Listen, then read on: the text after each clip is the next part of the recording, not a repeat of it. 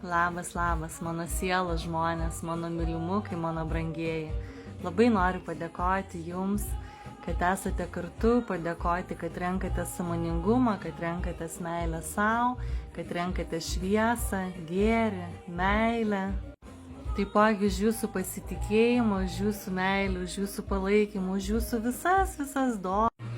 Aš jūsų energiją jaučiu net už 1000 kilometrų. Ji pasiekia mane, jūsų meilė, jūsų palaikymas, jūsų visos žinutės, jūsų fiziškai atsiųstos man dovanos ir gimtadienio proga, ir kalėdų proga, ir naujų metų, ir šiaip tiesiog be progos. Dėkoju mano mėly mėnuliukai, kad esate kartu.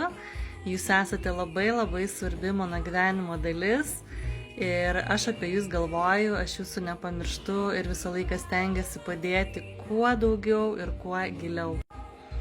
Tebūnie ateinantis naujieji metai, kalėdos, kūčias, šitas brangias ir gilios mūsų šventės įkvepia jūs laisviai.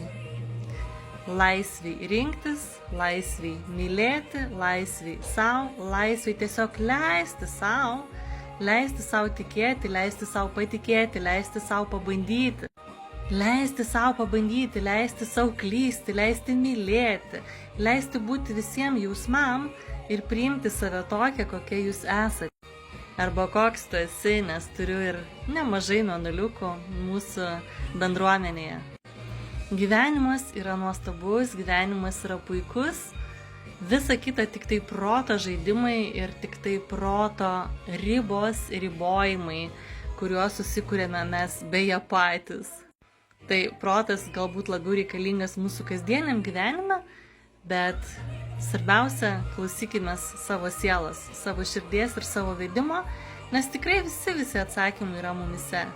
O jeigu kažkada pasiklysit, žinot, kur mane rasti. Labai jūs myliu, labai jums dėkoju, apkabinu kiekvieną ir nuoširdžiai su meile turiu dėkoju tau. Myliu, jokių švenčių.